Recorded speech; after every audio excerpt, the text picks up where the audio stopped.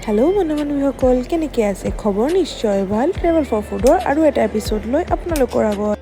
ফাৰ্ষ্টলি আলু পিঁয়াজ কাটি ল'লোঁ তাৰপাছত আদা নহৰু কেঁচা জলকীয়াৰ পেষ্ট বনাই মেৰিনেট কৰি ল'লোঁ ভালকৈ মেৰিনেট কৰিব লাগিব মেৰিনেট কৰাৰ সময়তে হলদি জিৰা আৰু ৰেড চিলি পাউডাৰ দি কিনে মেৰিনেট কৰা হৈছিলে কেৰাহীত সৰিয়হ তেল গৰম কৰি মেৰিনেট কৰা চিকেন দি দিয়া হ'ল যেহেতু নিমখ দিয়া নাছিলোঁ সেইটো কাৰণে টেষ্ট ৱাইজ নিমখ দি দিয়া হ'ল আজি কিন্তু আমি বনাই আছোঁ লোকেল কুকুৰাৰ জোল আজিৰ ৰেচিপি কিন্তু একদম মছলাদাৰ নহ'ব দেই একদম জোল হ'ব বস্তুটো কিয় কি লোকেল কুকুৰাৰ জোলটো খাই যিমানটো ভাল লাগে কষাটো ইমান ভাল নালাগে মোৰ গাটো যিহেতু ভাল নাই তো সেইটো কাৰণে আপোনালোকৰ আগত এটা হেল্ডি ৰেচিপি শ্বেয়াৰ কৰি আছোঁ ভিডিঅ'টো যিহেতু আগতেই বনোৱা আছিল কিন্তু দিয়া হোৱা নাছিল তো সেইটো কাৰণে ভাবিলোঁ কিবা এটা আপোনালোকৰ আগত হস্পিটেলৰ বেডত বহিয়ে শ্বেয়াৰ কৰোঁ চ' সেইটো কাৰণে আজি আপোনালোকৰ কাৰণে এইটো ৰেচিপি শ্বেয়াৰ কৰি আছোঁ আপোনালোকে খাই কেনেকুৱা পালে মোক কিন্তু জনাবলৈ নাপাহৰিব কিয়কি মোৰ গাটো যিহেতু আজিকালি বেছি ভাল নাথাকে তো সেইটো কাৰণে বেছি মছলা পাতি দিয়া মই চব্জি নাখাওঁ মই ভাবোঁ আপোনালোকে যদি এনেকুৱাকৈ কম মছলা দি কিনে লোকেল কুকুৰা বনায় তেনেহ'লে আপোনালোকৰ খুবেই ভাল লাগিব কিয়কি তাৰ জোলটো খাই যিমান টেষ্ট লোকেল কুকুৰাও মানে চিকেন নাখালেও হৈ যাব সেনেকুৱা এটা কথা তো এতিয়া গাৰ্লিক পেষ্ট দি আছোঁ একদম লাষ্টতে দিলোঁ যিহেতু এটা একদম চেণ্টটো আহে কিয়কি মছলাটো বেছি দিয়া নাই এতিয়া লাগি আছে কিন্তু বহুত মছলা দিলোঁ কিন্তু যিহেতু পানী দিয়া হোৱা নাই এতিয়ালৈকে সেইটো কাৰণে মছলাটো বেছি লাগি আছে চ' পানী দিলে কিন্তু একদম বস্তুটো পনীয়া হৈ যাব যেনেকৈ মানে একদম পাতল হৈ যাব আৰু তেলটো কিন্তু অলপ সৰহকৈ দিলোঁ দেই তেলটো অলপ দেখা গৈছে তো তেলটো একদম সৰহকৈ দিলোঁ কিয়কি বেছি মানে তেল নহ'লে বস্তুটো খাই কিনেও মজা নালাগে আৰু মানে মই অলপ মানে বস্তুটো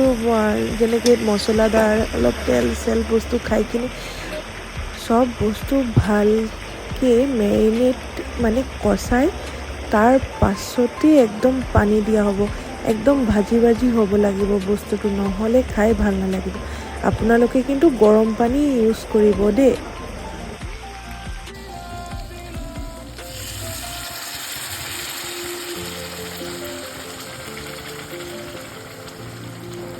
যিমানটো আন্দাজৰ আপোনালোকৰ পানী লাগিব সিমানটো আপোনালোকে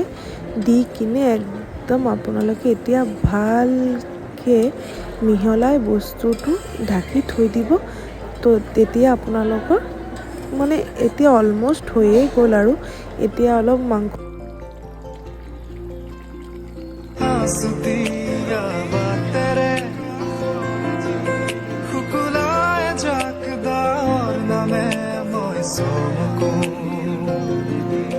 কপাহী চাদৰৰ সেমেকা আচল খনে মাতে আউশীত জোনাককে মই চমকো উশাহৰে গহনত তোমাৰে চকুতে আবিৰ খানো প্ৰাণতে তুমি অংকিতা দুচকুত তোমাৰ থাকো উশাহৰে গহনত তোমাৰে চকুতে আবিৰ খানো প্ৰাণতে তুমি অংকিতা দুচকুত তোমাক আকো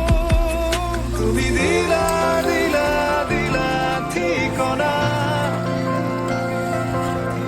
অ জিয়া জিয়া জিয়া বাসনা মোৰ হেঙুলীয়া মনে তোমাতে পাৰে সেউজীয়া প্ৰেমৰ বতৰা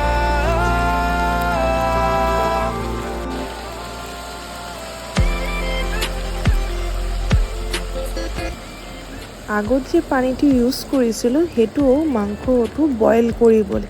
মাংসটো যাতে ভালকৈ মেৰিনেট হৈ কষাই বস্তুটো ভালকৈ বইল হয় সেইটো কাৰণে এতিয়া পানীটো দিলোঁ আপোনালোকৰ বস্তুটো ঝোল হ'বলৈ যিটো মানে একদম এতিয়া যাতে খাব পৰা মানে জোলটো থাকে সেইটো কাৰণে